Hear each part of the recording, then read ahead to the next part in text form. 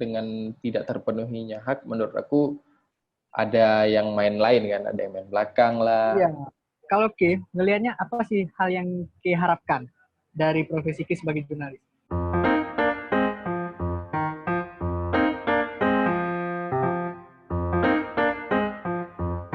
Ya, Assalamualaikum warahmatullahi wabarakatuh. Selamat datang kembali di Receh Talk edisi belasan. Aku bertemu kembali dengan Bu Adi Mardatila. Apa kabar, Pak? Sehat sekali bro ya. Sehat sekali. Kemarin tanggal 9 Februari itu ada sebagian jurnalis menganggapnya sebagai Hari Pers Nasional. Jadi sekalian aja bahas tentang lika-liku jurnalis baik di lapangan dan juga industri medianya ya dia. Di sana gimana suasana peringatannya? Maksudnya jurnalis ramai yang bikin event atau gimana? Waduh. Di Jakarta? Ya, aku kok nggak merasakan apa-apa kayaknya ya. Yang ada cuma ada penugasan untuk peliputan acara gitu. Misalnya talking biasa lah. Talking biasa. Seperti yang kayak kita tahu nih di bahwa industri pers dan pekerja media itu kan zaman sekarang memang banyak tantangan ya kan. Ya. Apalagi kita mengalami banyak persoalan termasuk soal upah, perlindungan, juga hak si jurnalis kan yang terus dipersoalkan yang nggak pernah selesai sebenarnya. Itu kayaknya masalah dari zaman tuh. Tapi di sisi lain juga sebagian wartawan terus memperingati hari persnya yang aku sendiri nggak tahu nih kira-kira pencapaiannya apa gitu. Nah, sekalian juga sebenarnya sama pekerjaan rumahnya, pekerjaan untuk diri sendiri si jurnalis ini jangan hanya memperingati aja, tapi dari sisi kualitas jurnalis segitu aja kayaknya ya kan. Iya nggak sih? Ya. Pertama, yang harus kita obrolin adalah tentang Hari Pers Nasional. Kau termasuk yang memperingati nggak, Di? Sejujurnya nggak, itu tergantung ngelihat sejarahnya dari mana gitu ya. Kalau aku sendiri karena nggak tahu sih, mungkin narasi atau beberapa sumber yang aku baca juga bilang bahwa HPN ini lebih identik dengan hari lahir organisasi atau gimana ya, ulang tahunnya organisasi wartawan gitu, bukan pers secara keseluruhan nasional gitu. Nah, jadi berdasarkan bangunan dari bacaan-bacaan seperti itu juga akhirnya aku ikut meyakini bahwa sepertinya bukan tanggal itu sih peringatan hari persnya gitu. Tapi nggak masalah sih.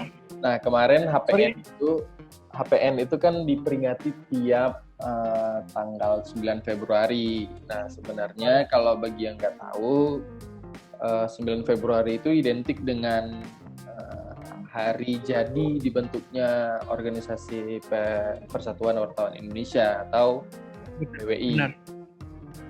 Nah, PWI ini dulu memang berada di naungan pemerintah ya kan,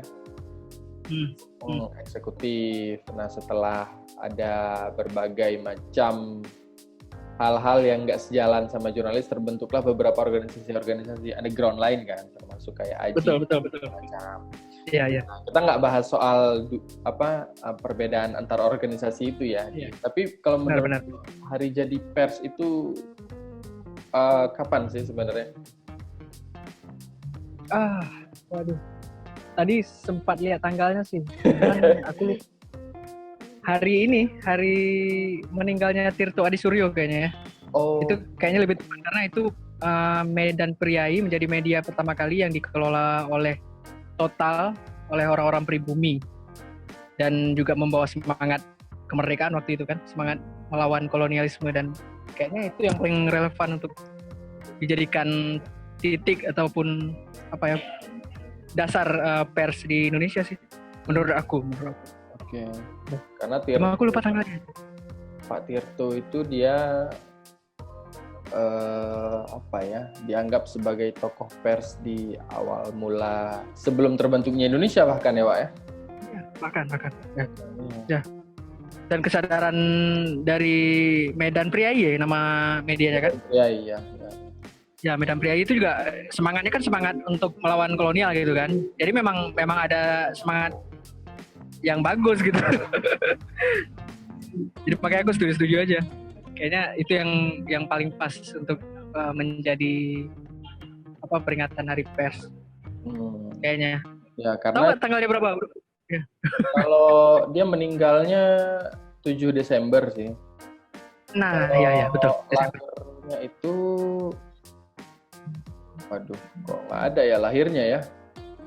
Ya. Biar kita nggak ada tanggalnya nggak ada.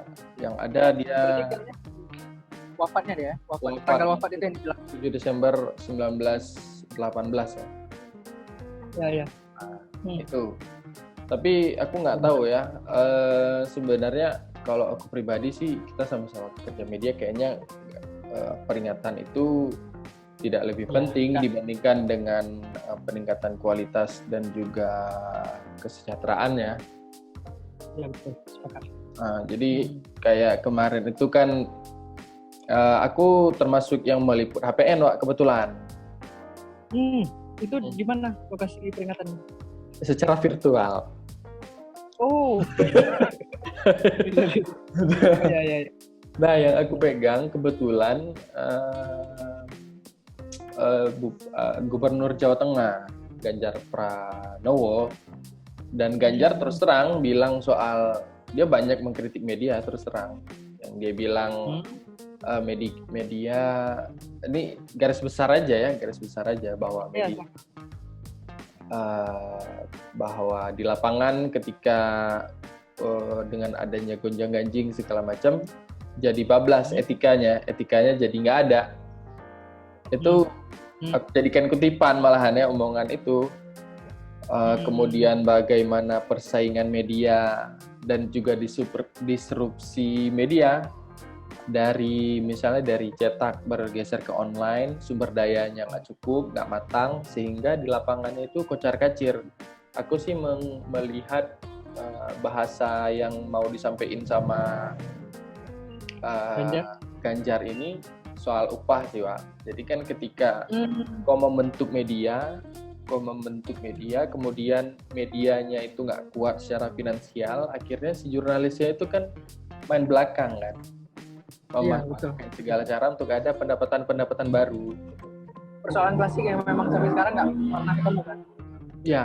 Dia kayak dan banyak faktor tuh. Kalau kita milih soal upah, ya karya jurnalistiknya juga harus bagus gitu kan? Betul. Sementara untuk karya jurnalistik yang bagus, segmentasi ataupun yang mau disasari pembaca seperti apa gitu, dan kita harus tahu tingkat literasi masyarakatnya seperti apa. Jadi kayaknya persoalan yang banyak hal yang harus dibereskan supaya bisa menjadi jurnalis yang seperti yang diharapkan kan idealnya.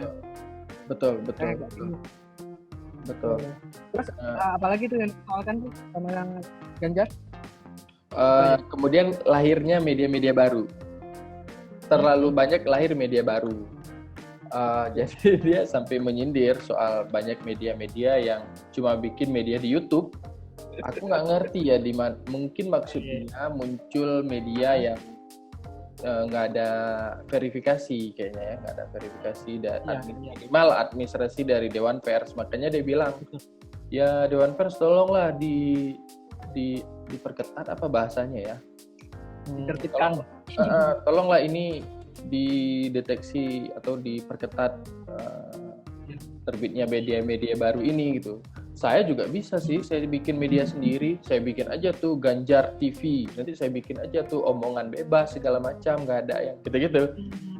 Nah, betul. Aku rasa ya dari bahasa tubuhnya atau dari ucapan Pak Ganjar ini kayak jadi sinyalemen nih media kebanyakan, terus terjadi kesewenang-wenangan. Aku melihatnya seperti itu, dan juga bisa mengganggu pemerintah. Di sisi lain, memang Ganjar bilang ada investigasi yang tidak cover both side, tidak balance. Nah, itu aku di luar ini kita ya kan. Ini benar-benar tidak cover both side atau karena mentang-mentang menyudutkan aja nih kayak gitu. Ya. Itu lain lagi. Kan dua sisi juga kan mesti kita lihat kan. Ya.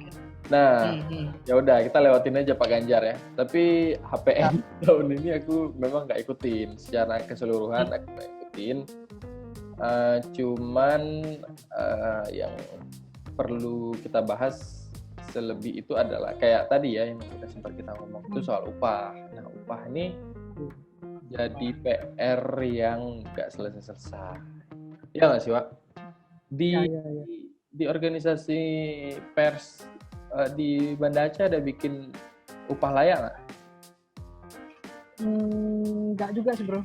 Maksudnya lebih banyak teman-teman itu yang bekerja dengan sistem apa itu kontributor itu kontributor satu berita kalau naik dibayar gitu. Ya. Jadi memang memprihatinkan sekali kondisinya kan. Yang bekerja dengan sistem kontrak sangat jarang, nggak banyak. Betul, terus terang aja sebenarnya gaji upah kontributor di daerah itu emang memprihatinkan ya kan. Karena aku sendiri juga pernah mengalami. Satu berita di beberapa, ada banyak sebenarnya medianya. Ada yang satu berita 20.000, ada yang satu berita 15.000. Ini nasional ya kita ngomongnya ya.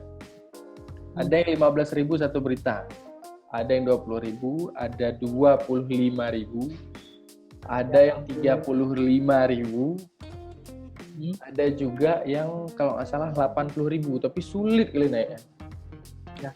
Tembus ke redaksinya sulit. Nah ini kan jadi wah gila sih. Kalau si jurnalisnya nggak pinter atau nggak kreatif atau dia nggak punya sampingan, wah repot. Ya. Itu repot. Ya. Dan masih banyak ya kalau di ibu kota masih banyak sekali seperti itu ya. Mas, aku nggak tahu secara pasti ya, tapi bau-baunya sih masih ya. Karena ada yang bahkan masih ada, kalau di survei AJI Jakarta 2020 atau 2019 ya, lupa aku ya. Itu masih ada yang gajinya bahkan di bawah UMR.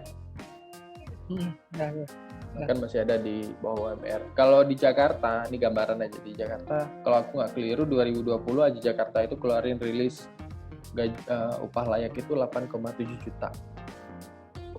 Wow. Ya. Sementara UMR? Sementara upah minimum regional itu kalau DKI Jakarta 4,5, sekitar itu ya, 42 atau 4,5. Cukup jauh. Susah kan? Ya. Susah kali. Tapi penasaran tuh, dirinci juga tuh. Maksudnya apa sih komponen yang menjadi indikator bahwa upah layak tuh segitu 8 juta gitu? Ada juga ya dirincikan sama AJI? Ada dirinciin sama AJI ya, 8 juta 7 kalau aku nggak keliru. Kalau 2019 itu 8 juta 42. 8 juta 400. Itu ada banyak, komponennya ada banyak, kayak pulsa, termasuk beli pakaian. Nah, sampai ke situ sih memang ya. Tapi memang beberapa hal itu urgent, termasuk alat kerja. Biasanya kan kalau jurnalis kan kayaknya alat kerja menjadi hal utama ya nggak sih? Ya, kalau nggak ada alat kerja, kita mau gimana gitu kan? Nggak tahu mau bilang gimana. Ya. Soal upah, dan ini ada tanggapan ini menarik. Ya, kita balik lagi ke agenda HPN tadi tuh. Sebenarnya oke, ketika kita sepakat misalnya hari pers nasional itu ditetapkan kemarin. Tapi sebenarnya kita harus lihat juga apa sih agenda yang dimunculkan dalam pembicaraan di hari pers nasional itu. Apakah hanya jargon-jargon misalnya pers harus lebih baik dan segala macam tanpa menyasar persoalan-persoalan yang vital kali di jurnalis hari ini gitu. Ya. Jadi aku kurang tahu juga, nggak ngikutin kan apakah yang dibicarakan apa sih sebenarnya di HPS kemarin. Apakah kita ada bicarain soal upah layak, soal independensi. Sebenarnya walaupun kemarin sebenarnya itu yang penting Iya betul. Cuman kita ikutin habis ya. Aku juga nggak sempat mengikuti itu ya. Karena Hari Pers Nasional itu bukan berarti persnya berhenti bekerja kan? Tetap kerja. Nah, yang ikut HPN itu siapa? Bos-bos aja. Dari mana taunya? ikut kan bos berarti. Nah, kalau anak ada, tolong liput ya, kan gitu ceritanya. Oh ya, bekerja juga rumah. Masih bekerja. Nah, ini aku ada kutipan dikit nih dari suara aku sambil ngobrol, sambil aku nyari kan. Itu di 2020 Sekjen Aji Jakarta itu Mas Afwan sempat bilang bahwa surveinya 2019 tapi untuk upah 2020. Ya. Itu 28 jurnalis dari 144 jurnalis dari 37 media yang mengikuti survei mengaku mendapat upah di bawah 4 juta. Bahkan ada yang menyentuh angka 2,3 juta per bulan. Berapa persen? Itu 28 jurnalis dari 144.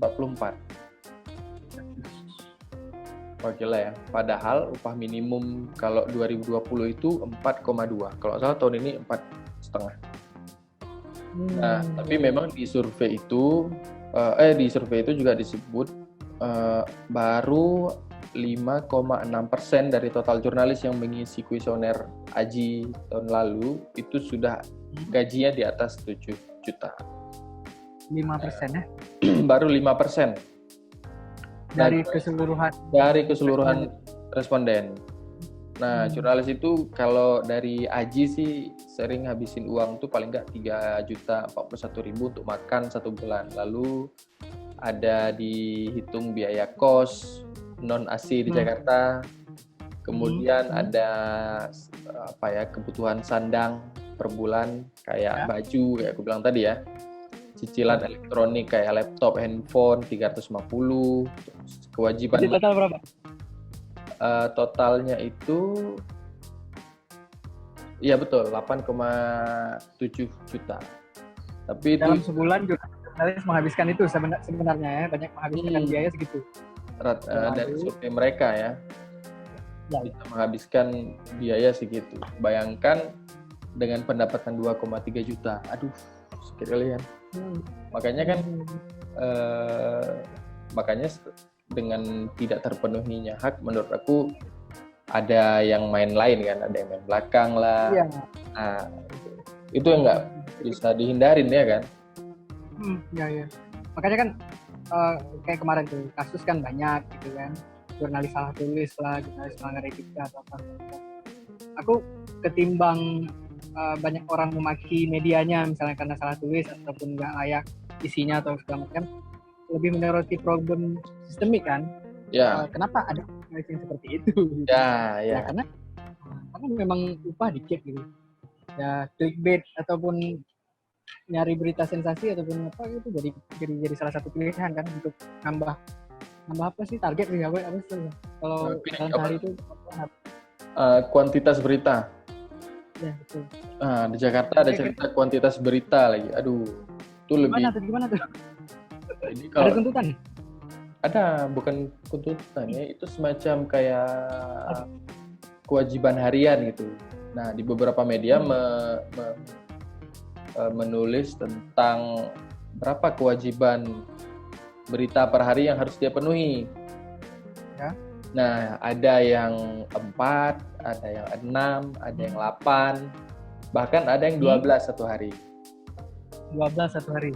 Rilis gitu nggak? Itu aku nggak tahu. Bayangin ya, maksudku gini nih. Bayangin ketika yang 12 ini ya, kita bilang aja yang 12. Bayangin yang 12 ini, kalau dia nggak ada berita, kayak mana dia kulitin berita?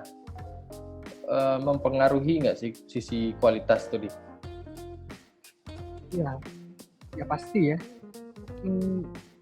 Cuman aku nggak ngerti lagi ya, apa memang standar pemberitaan tuh yang mulai harus diubah formulanya gitu. Jadi karena seingat kita kan dulu kalau dalam satu berita itu idealnya ada 2 narasumber kan. Misalnya ada yang mengkonfirmasi gitu, ada yang yang pertama pihak pro dan yang kontra segala macam kan.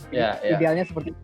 Tapi kan kalau sekarang 1 narasumber cukup kan, satu narasumber upload, habis itu kalau ada konfirmasi lagi jadi berita lain gitu. Jadi berita baru. Kalau outline kan seperti, aku nggak tahu apakah itu bagus apa enggak untuk pembentukan opini publik, tapi yang jelas kan melelahkan kerja seperti itu ya. Maksudnya jurnalis memang betul-betul harus mencicil dan apa ya, kayak apa ya, remah-remah harus di ini juga gitu.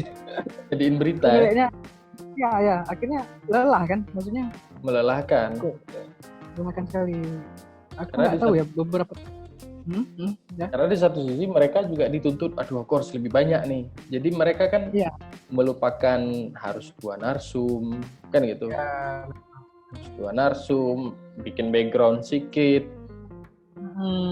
Ya kan seharusnya gitu. seperti itu. Ya. Makanya kan sekarang nggak lazim juga, tapi maksudnya beberapa kali kalau aku sendiri sebagai yang baca juga, ini sebenarnya kasusnya apa sih kan gitu ya. Ya. Jadi Kadang-kadang kita nggak punya background itu kan kita jadi bingung baca beritanya kan. Ya.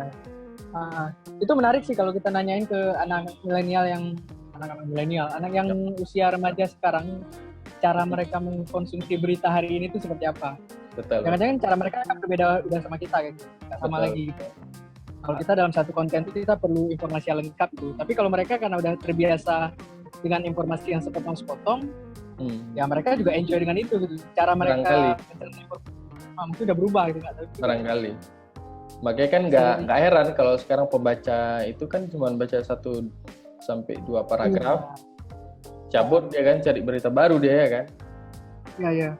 Malah sekarang sistemnya lebih yang paling baru itu kan udah banyak media yang memang bikin kayak postingan di Instagram gitu kan, ada foto latar terus ada informasi 1 kalimat aja.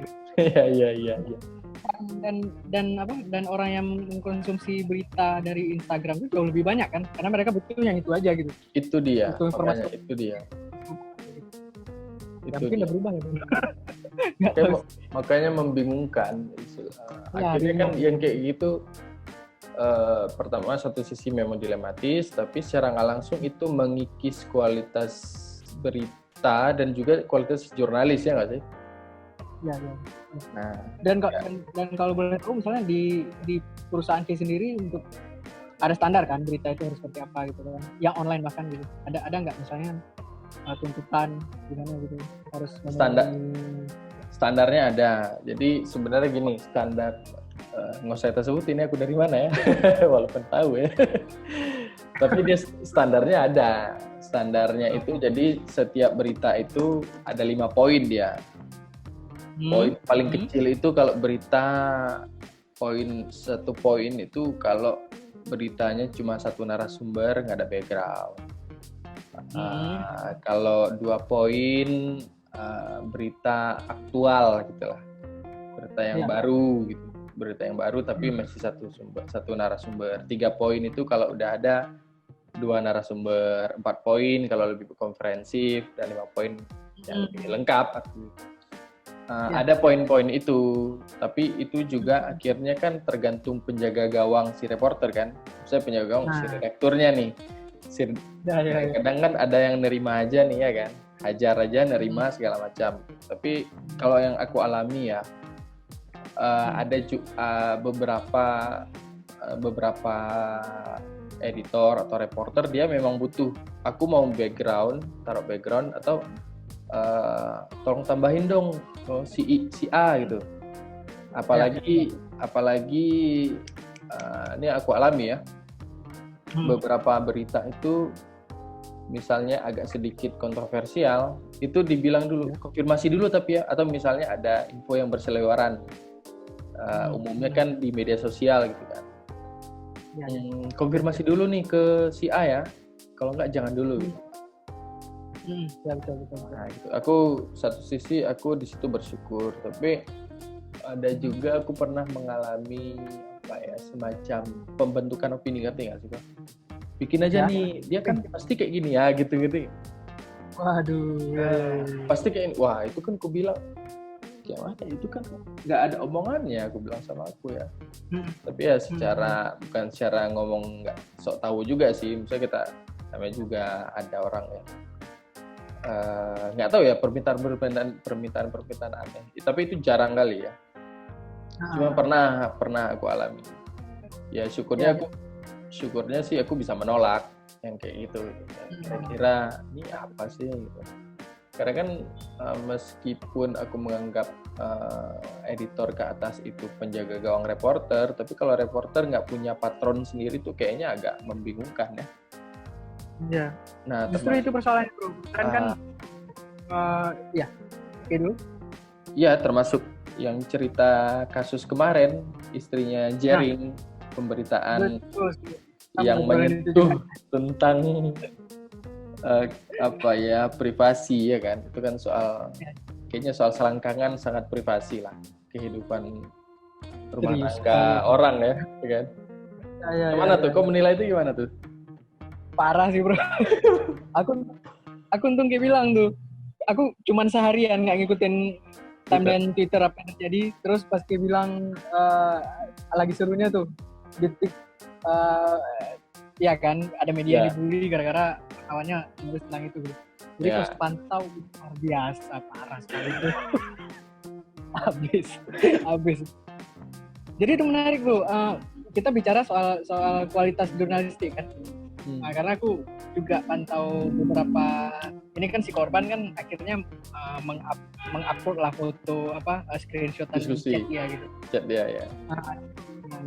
Itu tanggapan si jurnalis atas sanggahan si orang yang diberitakan. Konyol sih. Iya, emang salah saya apa mbak? Gitu. Jadi itu menarik. Jadi itu menarik. Itu pekerjaan yang besar dan memukul kita. Kalau ada jurnalis yang udah memberitakan hal seperti itu terus dia nanggepin emang apa salah dari berita itu. Itu jadi pertanyaan kayak konyol emang. Ya. Itu kayak kita harus flashback lagi ke kita. Sebenarnya kita jurnalis ngapain sih? Betul. Iya. Itu kan kalau itu di beberapa grup underground jurnalis juga membahas itu anjir sampai kayak gini ya, masa dia jawabnya kayak gini gitu kan. Ya. Terus memang sih sebenarnya menurut aku dengan dia jawab kayak gitu kan kayak kita perlu pendidikan dasar lagi kan. Iya. Tahu soal lingkaran api kita itu apa aja. Iya kan? Lingkaran api itu istilah yang diselain sama siapa tuh? Andreas Carsono kayaknya pernah bahas firewall gitu ya. Iya. Nah, maksudnya kita jadi tahu batas kan. Ini kayaknya harus diajarin ulang, tapi kan tapi aku menyaksikan media sebesar itu nggak ada pembekalan ya. Cuman kalau betul-betul nggak ada pembekalan untuk itu, wah keterlaluan kali. Iya.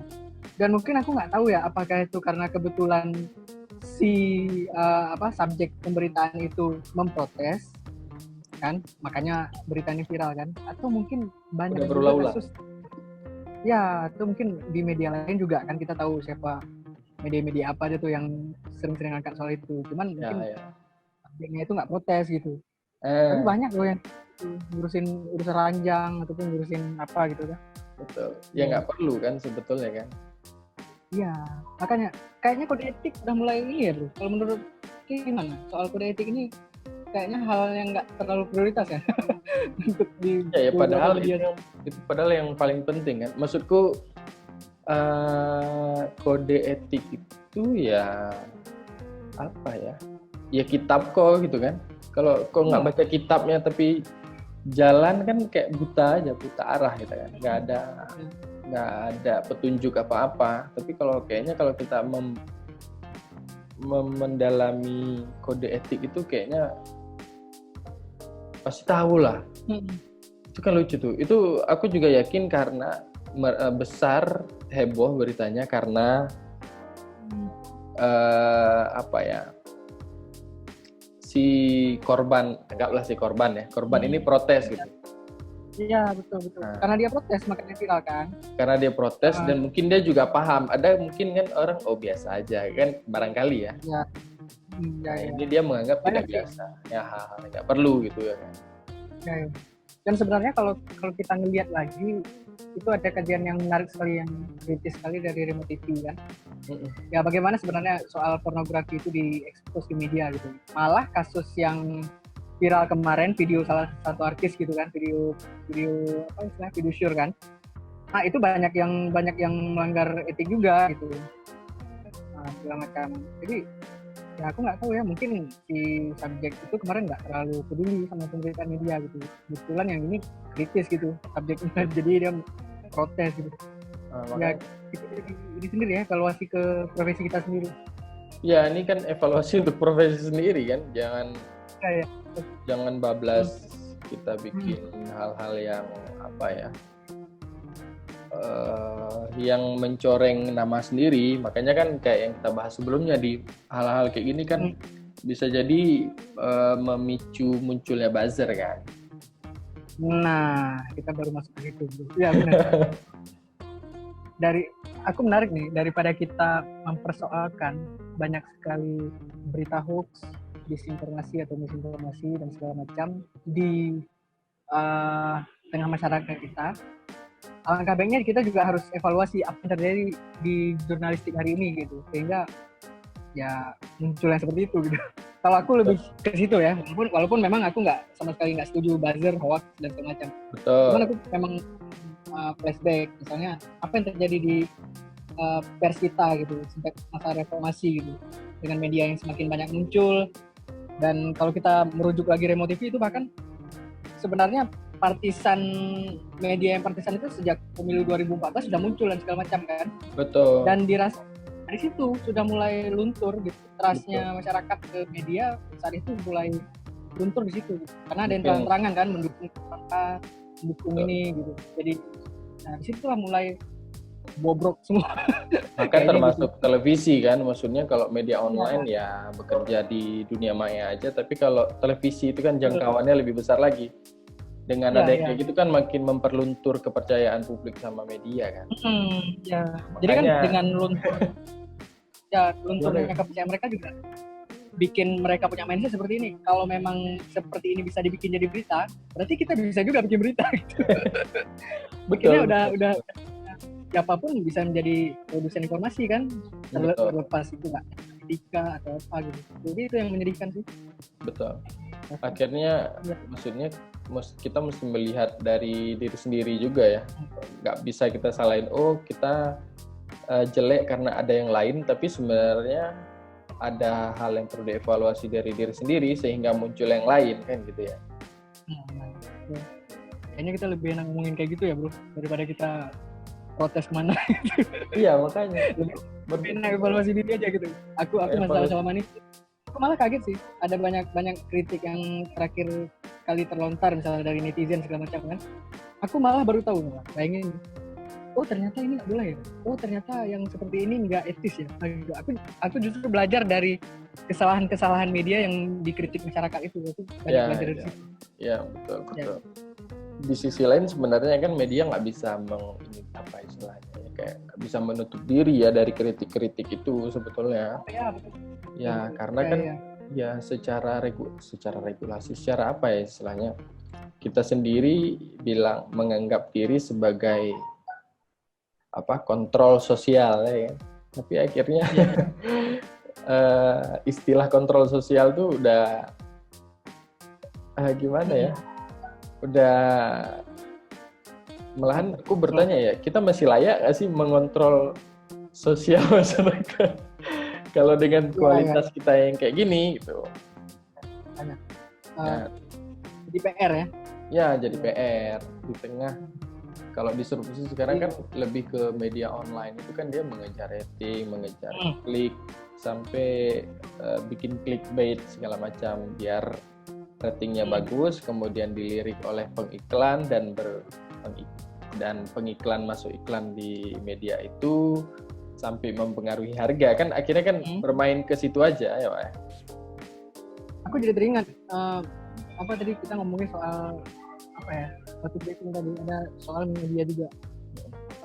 Ada beberapa media yang sudah menelurkan produk premium gitu. Ya, betul. Beli premium konten, betul.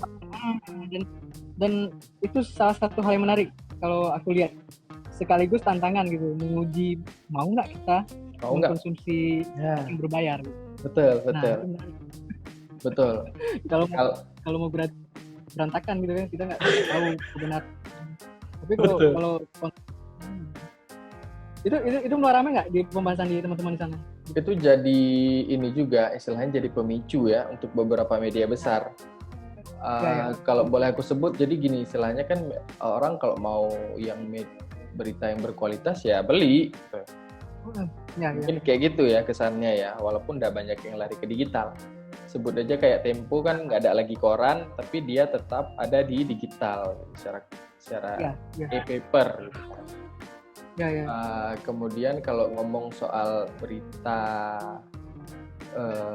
berbayar itu kayak Jackpost langganan kan? Jackpost ya. Jakarta Post sudah langganan. Kemudian Kumparan Plus dia udah terbitin berbayar. Ada yang untuk sastra pokoknya 20.000 sebulan gitu-gitu nih. Dia anugerah kali. Dia anugerah luar biasa.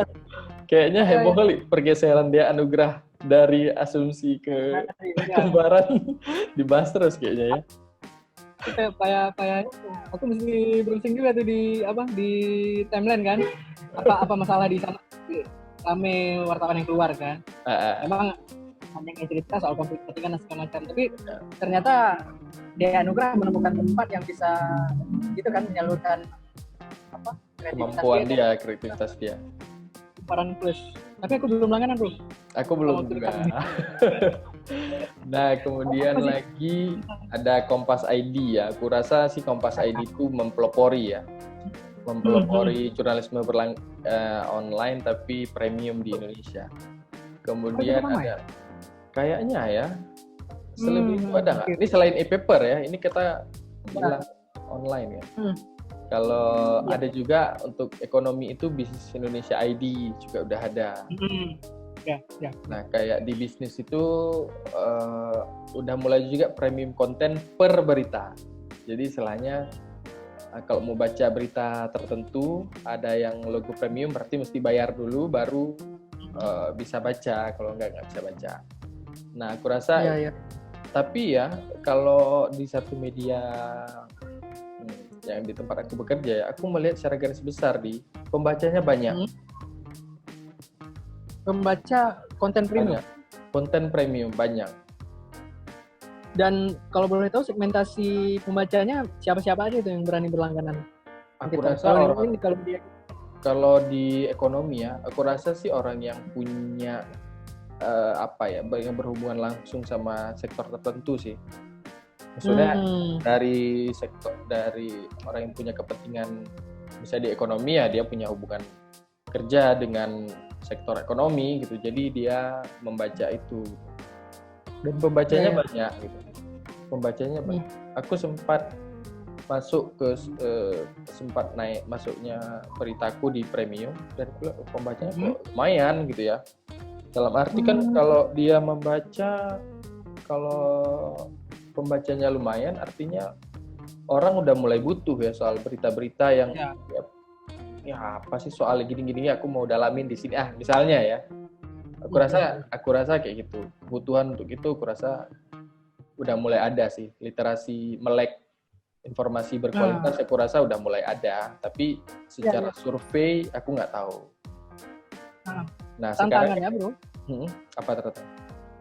Ya, aku ada ngikutin juga tweet dan di Laksono kan.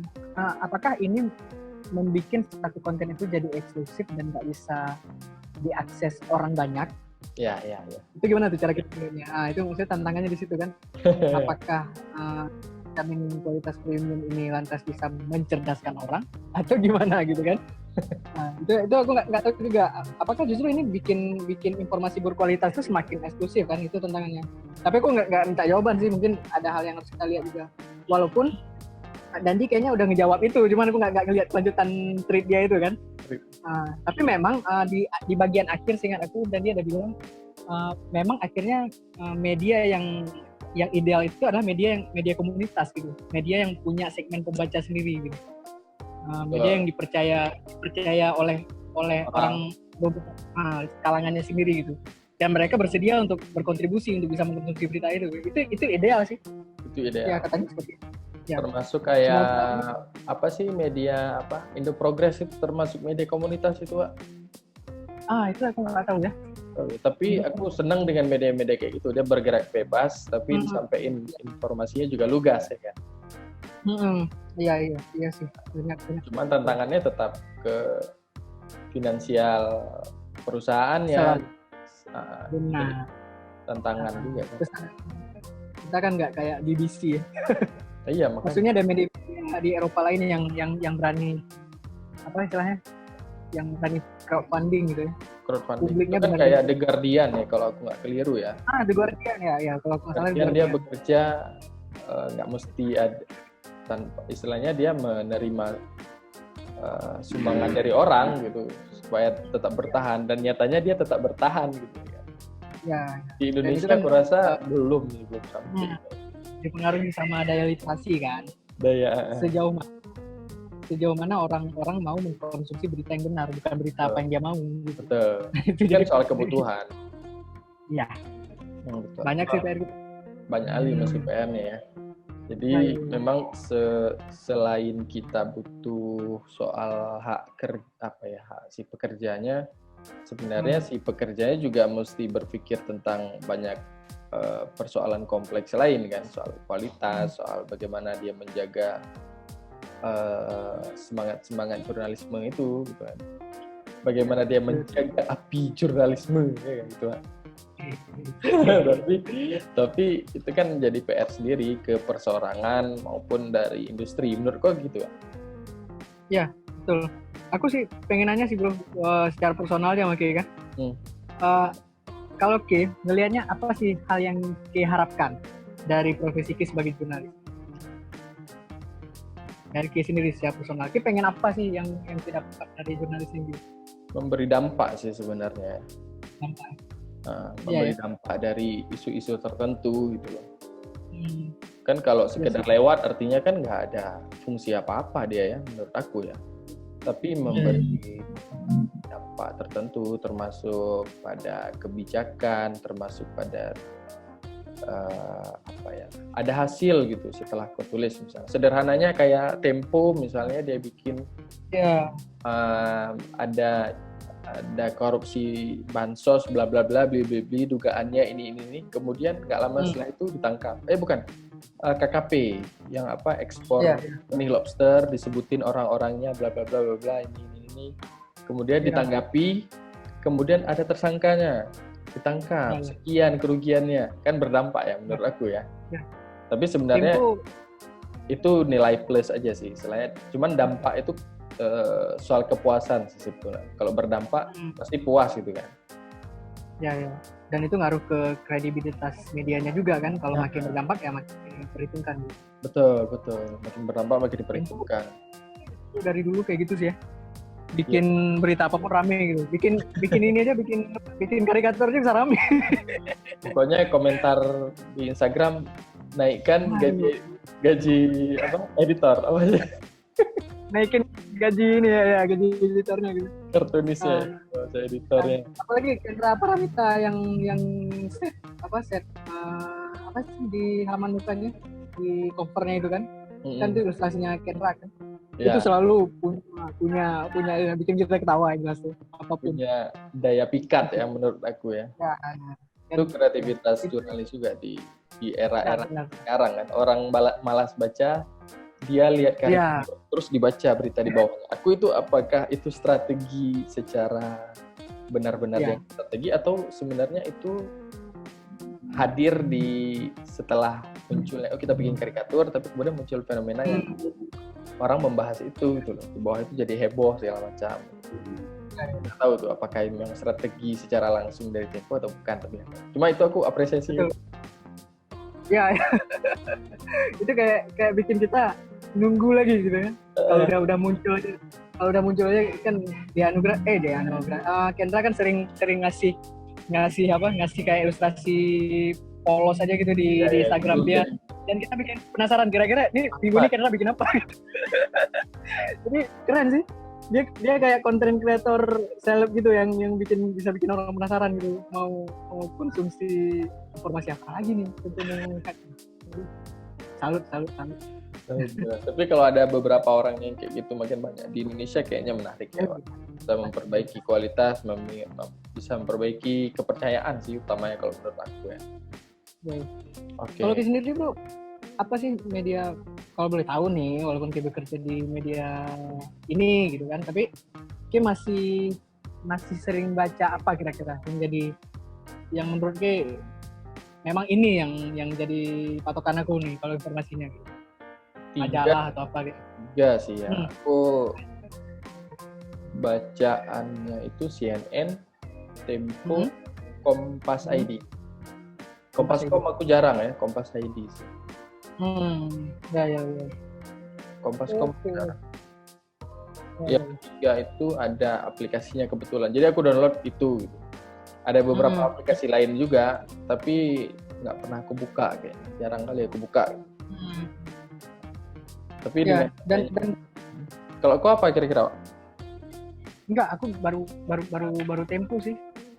Yang betul-betul langganan ya. Yang lain kadang-kadang aja gitu. Kalau apa lagi? Enggak tahu, masih acak sih, tapi kalau Tempo kayak wajib. Tempo setiap minggu wajib. Ya. Karena itu memang mencerahkan ya. Ya, enak dibaca dan perlu. Enak dibaca dan perlu. Kita ngendorse Tempo nih. Kalau di Aceh aku ada satu media yang sering aku baca juga sih, Wak. Ya, di .com. Apa? Bridi.com.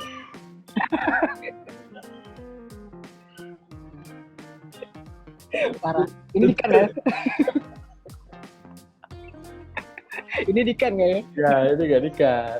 Parah. Bridi itu jelas nggak jelas. Baca perlu, Wak. Mulai terus. Tapi kalau aku suka dengerin podcast Rumah Kumuh. Parah. Tapi kayak gitu ya. Sebenarnya mungkin karena lelah dengan beberapa berita-berita yang serius dan kadang-kadang juga nggak tahu, jadi aku membaca Bridi gitu. Atau membaca akun bola dan baca komentarnya gitu ya, Pak ya. Soal Farchester sama Liverpool ya kan. Ya. Keributannya lebih berharga ya daripada lebih seru diikutin ya daripada pertandingannya sendiri. Betul. Oke lah, kita ngerol ngidul kejauhan. Tapi makasih banyak. Sebenarnya ini kayak mengkritik diri sendiri sebenarnya konten ini. Tentang memperbaiki kualitas jurnalis, tentang garis-garis yang harus dipegang sama jurnalis. Tapi di satu sisi juga mesti ada keseimbangan lain, yaitu termasuk upah yang layak, perlindungan, gitu Pak ya. Iya. Dan juga ya perlindungan dan upah yang layak. Itu aja sih. Kalau kok ada inti lain nggak? Ada yang mau disampaikan nggak terakhir? Nggak tahu ya bro. Memang sama aku memang udah di satu sisi kita maklum dengan kondisi jurnalistik hari ini kan. Tuntutan seorang wartawan itu untuk punya berita seberapa banyak, tekanan dari pemilik media, tekanan dari redaksi, yang bikin kadang-kadang ada beberapa nilai yang diterabas gitu kan. Tapi bagi aku selalu menekankan, aku juga banyak menemui beberapa pribadi yang tetap konsisten gitu bagaimanapun kondisinya gitu kan. Syukur-syukur mereka bisa konsisten dengan nilai-nilai etik dan segala macam. Dan bagi aku walaupun sesusah apapun ya kualitas harus tetap ini ya di diri kita sendiri gitu. Betul. Nah, kita harus perbanyak membaca, harus tahu kode etik itu apa gitu, dan harus sering-sering membaca artikel dan melihat sisi kekurangannya. Harus rajin mengkritik, profesi kita sendiri. Kalau menurut aku sih gitu. Betul. Karena sebenarnya kalau udah dikritik kita jadi tahu ya. Kalau nggak dikritik, ya bahaya juga sih kalau media kritik. Iya. Kita nggak jadi ngomongin buzzer ya? Nah, tadi udah lewat. Kita buzzer ya, Pak. Aku tutup dulu. Di makasih banyak jangan keluar dulu, Oke. tapi udah mau bagi-bagi informasi. Nanti kita ketemu di episode lainnya dengar di Receh Talk dan juga di podcast Rumahku. Dadah, makasih di